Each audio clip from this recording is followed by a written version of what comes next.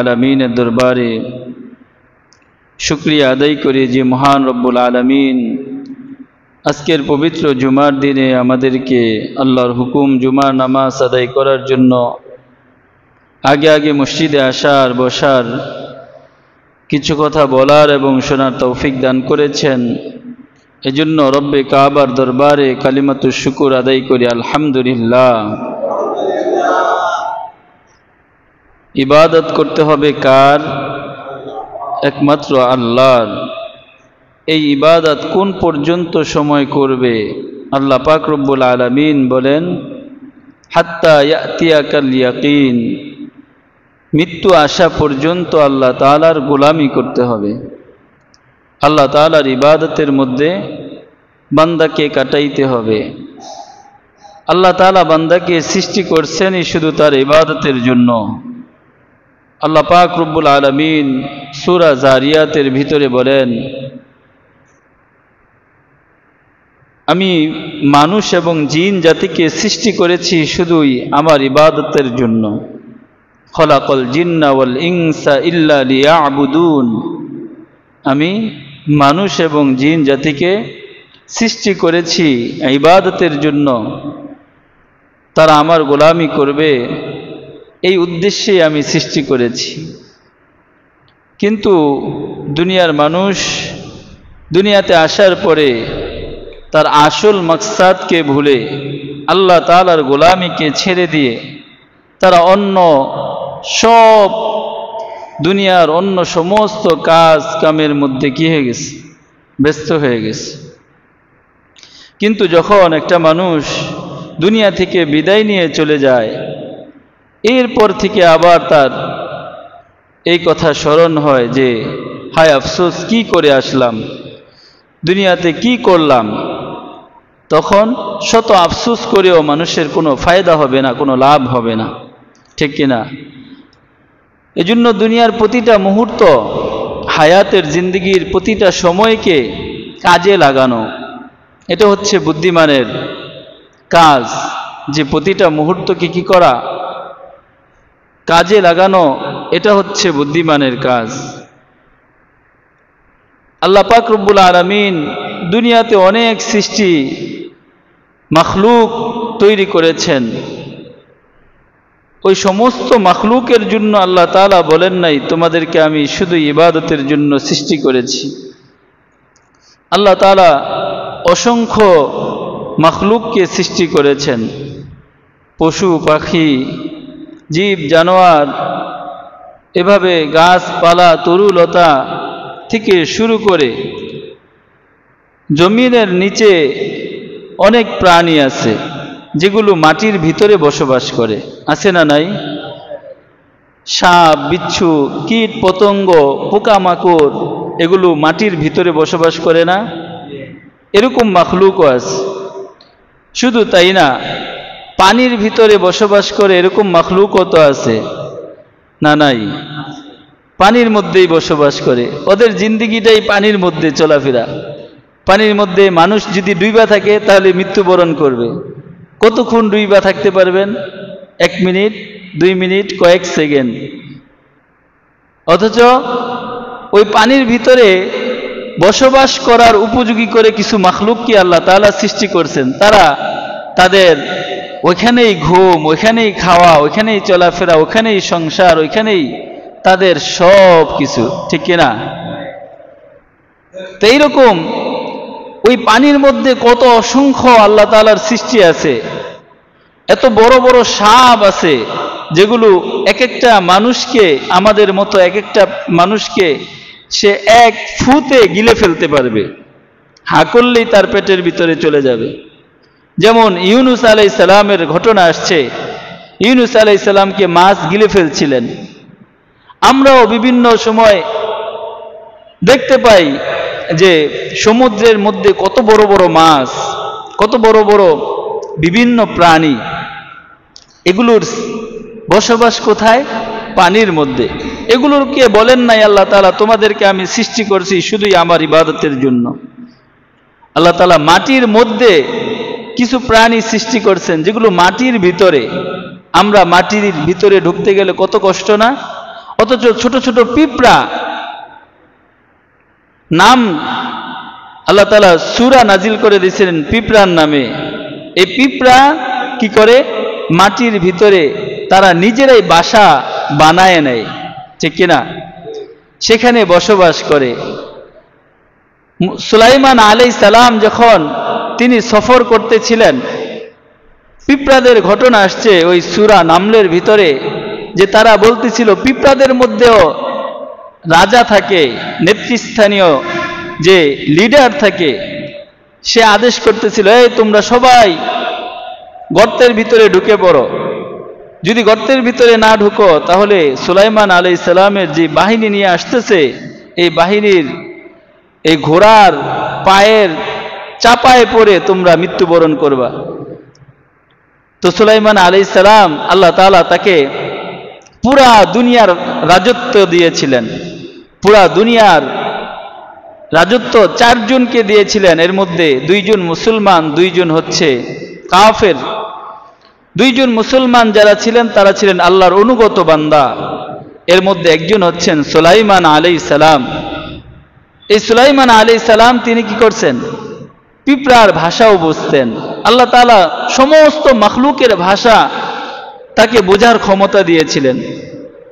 জিনের ভাষা বুঝতেন, পিপিলিকার ভাষা বুঝতেন, পাখির ভাষা বুঝতেন, এভাবে সমস্ত মাখলুকের ভাষা বুঝতেন। পিঁপড়ার কথা শুনে সুলাইমান আলাইহিস সালাম ডাকছেন, এই পিঁপড়া, ইয়া নাম, তোমরা কি বললা? আমি তোমাদের পায়ের তলায় পিষ্ট করে মেরে ফেলবো।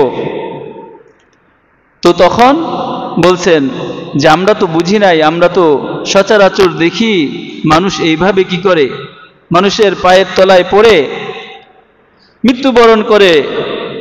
তো এই জন্য আমি বলছি যে সুলাইমান আলাইহিস সালাম বাহিনী নিয়ে আসতেছেন, দলবল নিয়ে আসতেছেন, তাদের পায়ের পৃষ্ঠে আমরা মৃত্যুবরণ করব।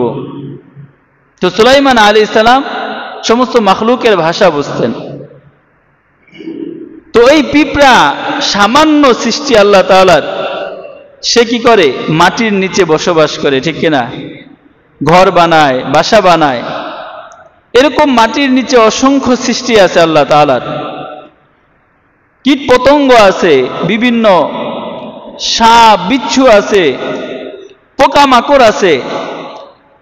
তো এই একটা সৃষ্টি, এক প্রকার সৃষ্টিকে আল্লাহ তাআলা মাটির ভিতরে দিয়ে দিয়েছেন, যে মাটির ভিতরে তাদের বসবাস। আবার কিছু সৃষ্টি আল্লাহ তাআলা বানাইছেন মাটির উপরেই চলবে, যেমন গরু, ছাগল, এরকম যত প্রাণী আছে, এরকম প্রাণীগুলো মাটির উপরে বসবাস করে। এগুলোকে আল্লাহ তাআলা ইবাদতের কথা বলেন নাই। আবার কিছু সৃষ্টি করছেন আল্লাহ তাআলা, যে সে মাটিও না আবার আসমানেও না, সে এর মধ্যবর্তী স্থানে থাকবে। সুবহানাল্লাহ বলবেন না? আল্লাহ তাআলার কত কারিশমা, আল্লাহ তাআলার কত মহান, যে আল্লাহ তাআলা যে কত বড়, তিনি যে কত অসীম, এর কোনো তুলনা হয় না। যদি আল্লাহ তাআলাকে নিয়ে শুধু চিন্তা করা হয়, আল্লাহ তাআলা কি না পারেন? ওয়া হুয়া আলা কুল্লি শাইইন কদির। এজন্য আল্লাহ তাআলার ব্যাপারে আল্লাহ তাআলা বারবার কোরআনুল কারীমের মধ্যে বলছেন যে আল্লাহ তাআলা ওয়া হুয়া আলা কুল্লি শাইইন কদির, তিনি সমস্ত বিষয়ে তিনি সক্ষম, তিনি ক্ষমতা রাখেন। এরকম ক্ষমতা আর কেউ রাখে না যেটা আল্লাহ তাআলা পারেন। তিনি যদি বলেন কুন ফায়াকুন, হও, সাথে সাথে ওই জিনিস হয়ে যায়। এজন্য আল্লাহ তাআলা এমন এমন সৃষ্টি বানাইছেন, ওই সৃষ্টিগুলোকে বলেন নাই তোমরা ইবাদত করবে, তোমাদেরকে শুধু ইবাদতের জন্য বানাইছি। আল্লাহ তাআলা কিছু মাখলুক বানাইছেন যেগুলো পানির মধ্যে বসবাস করে। এমনও পানির মধ্যে এমনও সৃষ্টি আছে, এমনও মাখলুক আছে যেগুলো মানুষের চাইতে অনেক শক্তিশালী, ঠিক কিনা? মানুষের চাইতে অনেক শক্তিশালী। আবার এমন কিছু সৃষ্টি আছে যেগুলো মাটির ভিতরে বসবাস করে। আবার এমনও কিছু সৃষ্টি আছে যেগুলো জমিনে চলাফেরা করে, আবার এমনও কিছু সৃষ্টি আছে যেগুলো জমিনের উপরে থাকে, হাওয়ার মধ্যে চলতে থাকে। যেমন পাখি, বিভিন্ন ধরনের পশু পাখি আছে, এই পাখিগুলো কি করতে থাকে? উড়ন্ত অবস্থায় চলতে থাকে। এমন কিছু পাখি আছে যেগুলো আসমানে অনেক উপর দিয়ে চলতে থাকে। হযরত পাখাটা বন্ধ করে দেন। এমন আল্লাহ তাআলার সৃষ্টি পাখি আছে যেগুলো আসমানের উপর দিয়ে চলতে থাকে। ওগুলো আসমান থেকেই তারা আহার গ্রহণ করে, ওইখানেই বাচ্চা ফুটায়, ওইখানেই আবার বাচ্চা ফুটতে ফুটতে উড়ন্ত অবস্থায় ওই বাচ্চাগুলো আবার উঠতে থাকে। সুবহানাল্লাহ। তো আল্লাহ তাআলা এভাবে ফেরেশতাদেরকেও সৃষ্টি করছেন। আল্লাহ তাআলা ফেরেশতারা যখন মানুষ সৃষ্টি করবেন, ওই সময় ফেরেশতারা বলেছিল যে মানুষ সৃষ্টি করার কি দরকার, আমরাই তো আপনার ইবাদত করি, আপনার গুণগান গাই, আপনার তাসবিহাত পাঠ করি, আপনার পবিত্রতা বর্ণনা করি, তাহলে মানুষ দিয়ে আর কি দরকার। তারপরে আল্লাহ তাআলা তাদেরকে উত্তর দিচ্ছেন যে মানুষকে আমি সৃষ্টি করব, তারা হবে আমার খলিফা, তাদেরকে আমি খলিফা নিযুক্ত করব। তো এই মানুষের ব্যাপারে আল্লাহ তাআলা বলছেন কি, যে খলাকাল জিন্না ওয়াল ইনসা ইল্লা লিয়াবুদুন, হে আমার বান্দারা, আমি তোমাদেরকে সৃষ্টি করছি শুধুই আমার ইবাদতের জন্য। আরে খাওয়ার জন্য তো আমি অনেক মাখলুককে সৃষ্টি করছি, যারা মুখ দিয়া খাইতেছে আর পিছন দিয়া ছাপতেছে, আছে না নাই? এ কথা বলেন, আছে না নাই? গরু ছাগল খাইতেছে একদিক দিয়ে, আগতেছে আরেক দিক দিয়ে। তারা কি করে? তাদের খাবারের কোনো লিমিটেশন নাই, তারা কতটুকু খাইবো এর কোনো বাজ বিচার নাই, যা পাইতেছে তাই খাইতেছে, যতক্ষণ পারতেছে ততক্ষণ খাইতেছে। তার মানে মানুষকে শুধু খাবারের জন্য সৃষ্টি করে নাই, শুধু সংসার করব, বাচ্চা ফুটাইব, এভাবে তার জিন্দেগি চলে যাইব, এই জন্য করেন নাই। গরু ছাগল এগুলো তো অনেক বাচ্চা দিতে পারে, তো এই জন্যই শুধু মানুষকে সৃষ্টি করেন নাই, মানুষকে আসল উদ্দেশ্যে সৃষ্টি করেছেন, মহৎ উদ্দেশ্যে সৃষ্টি করেছেন। আফা হাসিবতুম আন্নামা খলাকনাকুম আবাসা ওয়া আন্নাকুম ইলাইনা লা তুরজাউন, আমি তোমাদেরকে অনর্থক সৃষ্টি করছি। আল্লাহ তাআলা কিয়ামতের দিন প্রশ্ন করবেন, তোমরা কি মনে করছো আমি তোমাদেরকে অনর্থক সৃষ্টি করছি, কোনো উদ্দেশ্য ছাড়াই? না। একটা মানুষ, সে তার ভিতরে মনুষ্যত্ব থাকবে না, তার আল্লাহর ভয় তার মধ্যে থাকবে না, আল্লাহর গোলামি করার যুগ সুখ তার মধ্যে থাকবে না, এটা হতে পারে না, তাহলে ওইটা মানুষ না। উলাইকা কাল আনআম বাল হুম আদল। আল্লাহ তাআলা বলেন ওই মানুষটা মানুষের কাতারে পড়ে না, ওই মানুষটা হচ্ছে জানোয়ারের চাইতে অধম। কি বলছেন? জানোয়ারের চাইতে অধম। কারণ এত কিছু দেখার পরও একটা মানুষ কিভাবে আল্লাহকে বলে থাকতে পারে? আল্লাহ তাআলা তাকে কত নিয়ামত দিচ্ছেন। আল্লাহ তাআলা মানুষকে বলার শক্তি দিচ্ছেন, এরকম ভাবে কথা বলতে পারে অন্য কোনো প্রাণীর মধ্যে পাওয়া যায় না। বানরও তো চলতে পারে, বানরও দৌড়াইতে পারে, বানরও লাফাইতে পারে, কিন্তু বানরকে বলার মতো শক্তি দেন নাই।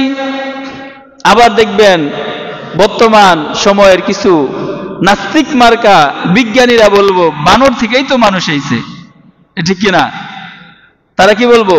ওই আবাল মার্কা কিছু গবেষক, নাস্তিক, মুরতাদ, এরকম কিছু ব্যাককলরা বলবো কি বানর থেকে মানুষ হয়েছে, বানর থেকে মানুষ না। মানুষ আল্লাহ তাআলা সৃষ্টি করছেন আদম থেকে। আল্লাহ তাআলা আদমকে সৃষ্টি করছেন, এরপরে আস্তে আস্তে মানুষকে সৃষ্টি করছে। তো এই মানুষের মতো অন্য কোন প্রাণীকে এত জ্ঞান বুদ্ধি আল্লাহ তাআলা দেন নাই। মানুষ চাইলে ওই শক্তিশালী সিংহকেও খাঁচায় বন্দী করতে পারে, ঠিক কিনা? সমুদ্রের মধ্যে মানুষের গবেষণায় এত শক্তি দিয়েছেন যে হাজার হাজার মিলিয়ন ট্রিলিয়ন এত ওজনের এক একটা জাহাজকে পানির মধ্যে ভাসায় দেয়, ঠিক কিনা? হাওয়ার মধ্যে মানুষ সৃষ্টি করে বিমানকে উড়াই দিতেছে, এক দেশ থেকে আরেক দেশে চলে যাচ্ছে। এটা কি একটা গরু পারে? তার মানে গরুর মধ্যে ওই ক্ষমতা দেন নাই, ছাগলের মধ্যে ওই ক্ষমতা দেন নাই, আল্লাহ তাআলা মানুষকে ওই ক্ষমতা দিছে। এজন্য মানুষ আশরাফুল মাখলুকাত, আল্লাহ তাআলা মানুষকে ওইভাবে সৃষ্টি করছেন যে মানুষের মধ্যে বিশেষ বিশেষ কিছু গুণ আল্লাহ তাআলা দিছেন। তবে উদ্দেশ্য কি আল্লাহ তাআলার? যে মানুষ তার বুদ্ধি বিবেচনা এগুলো কোন দিকে খাটায়, সে কি আস্তিক হয় না নাস্তিক হয়, সে তার বুদ্ধি বিবেচনা দিয়ে কি আল্লাহকে চিনে নাকি সে আল্লাহর বিরুদ্ধে আচরণ করে, এগুলো হলো দেখার বিষয়। এক কাফন চোরের ঘটনা আসছে যে একজন তার জিন্দেগি কাটছে, মানুষকে দাফন করত। সে কি করত? দাফন করার পরে কাফন চুরি করে নিয়ে আসতো, কাফন চুরি করত। এইভাবে তার জিন্দেগির একেবারে শেষ সময় যখন চলে আসছে, তখন ওই ব্যক্তি কাফন চোরা বলতেছে তার সন্তানদেরকে, হে আমার ছেলেরা, হে আমার সন্তানেরা, আমি যখন মৃত্যুবরণ করব তখন তোমরা আমাকে স্বাভাবিক সবার মতো এভাবে দাফন কাফন করবে না। কেন করব না? আমি যে ওসিয়ত করে যাচ্ছি তোমরা এইটা করবা, তোমরা আমার লাশটাকে পোড়ায় দিবা, পোড়ায় দেওয়ার পরে আমার লাশের এই ছাইগুলাকে কিছু ছাই বাতাসে উড়াই দিবা, আর কিছু ছাইকে পানির মধ্যে ভাসাই দিবা, সমুদ্রে ভাসাই দিবা। আল্লাহ তাআলা এই দৃশ্য আসমান থেকে দেখতেছিলেন। কে দেখতেছিলেন? আল্লাহ তাআলা আসমান থেকে এই দৃশ্য দেখতেছিলেন। আল্লাহ তাআলা যখন দেখলেন যে এই ব্যক্তির কাফন চোরার এই লাশকে তার সন্তানরা ওসিয়ত মোতাবেক কি করছে? পোড়ায়া তার ছাইগুলাকে পানিতে ভাসাই দিছে, আর নদীতে ভাসাই দিছে, আর বাতাসে উড়াই দিছে।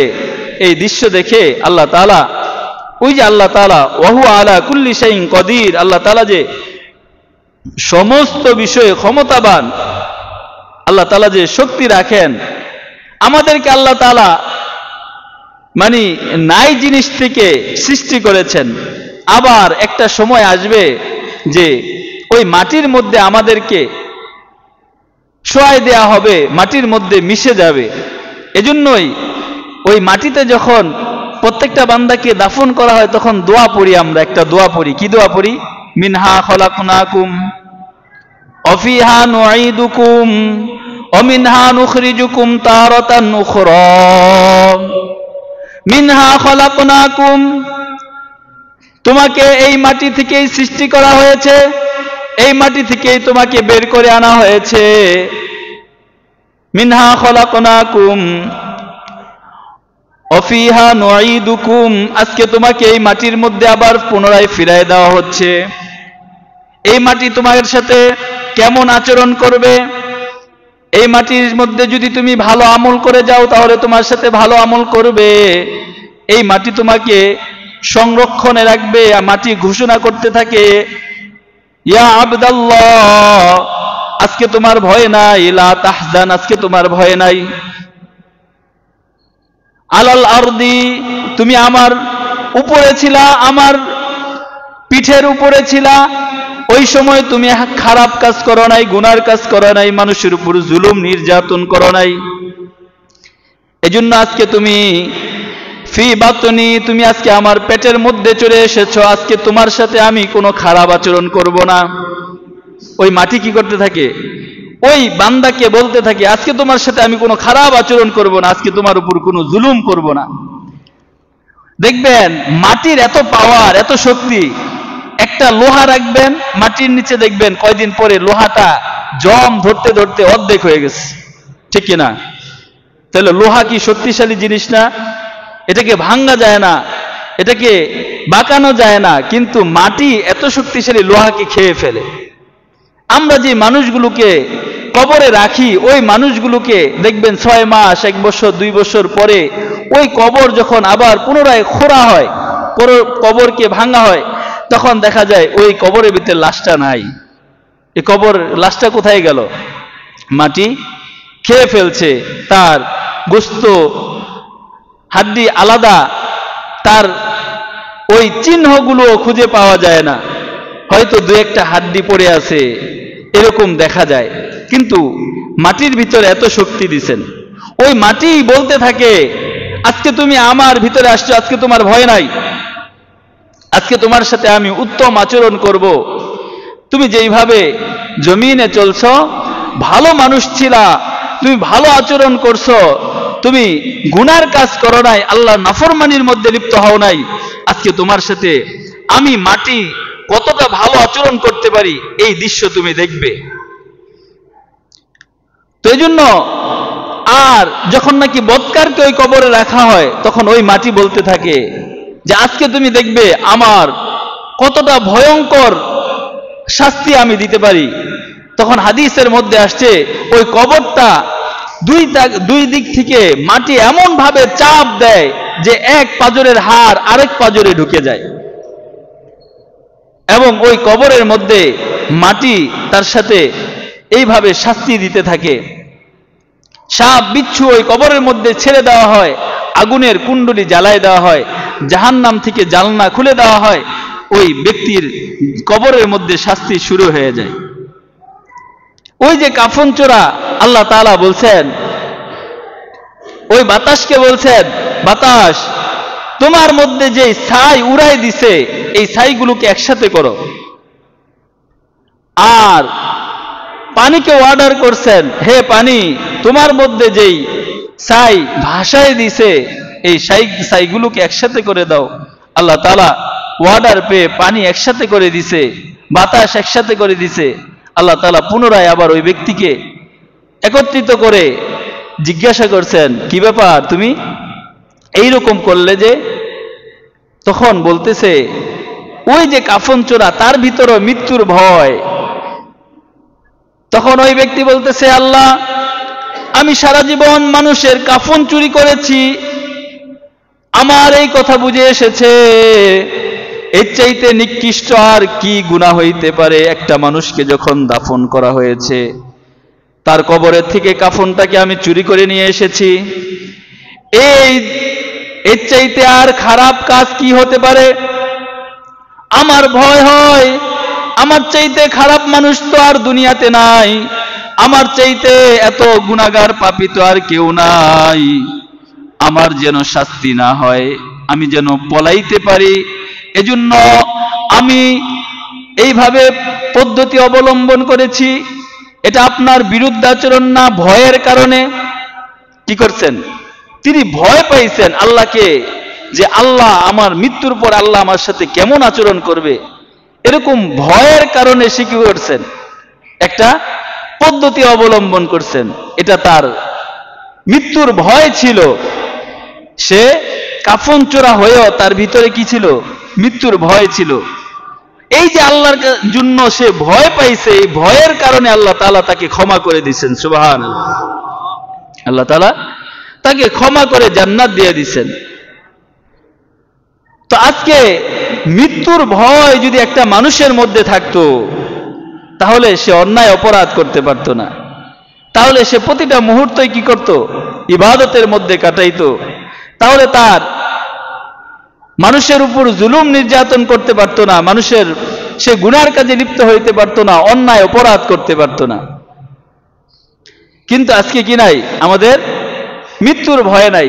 আমরা তো মরুম না, মরবো তো ওই যে ওই বেড়ায়। আমাদের কি ধারণা? আমাদের ধারণা কি? অমুক ব্যক্তি মরবে, তমুক ব্যক্তি মরবে, আমি মরবো না। আমরা প্রতিনিয়ত জানাজায় উপস্থিত হই, আমরা প্রতিনিয়ত মানুষকে দাফন কাফন করি, কিন্তু কখনো এই চিন্তা আমার মধ্যে আসে না যে হইতে পারে এর পরের যেই খাটিয়া আসবে এই খাটিয়ায় আমাকে শুইতে হবে। এই চিন্তা আমাদের মধ্যে আসে না। যদি আসতো, ওই মানুষটা গুনার মধ্যে লিপ্ত হইতে পারতো না, ওই মানুষটা নামাজকে ছেড়ে দিতে পারতো না। ওই মানুষটা যে জানতে পারে যে আজকে এই অল্প দিনের মধ্যে তার মৃত্যু হবে, ওই মানুষটা দেখবেন আস্তে আস্তে হাত পাও ছেড়ে দেয়, ঠিক কিনা? সে তার পাও চলে না, হাত চলে না, সে সবার কাছে মাপ চাইতে থাকে, ক্ষমা চাইতে থাকে। কিন্তু এই চিন্তা আমাদের মধ্যে আসে না যে আমাকে মৃত্যুবরণ করতে হবে।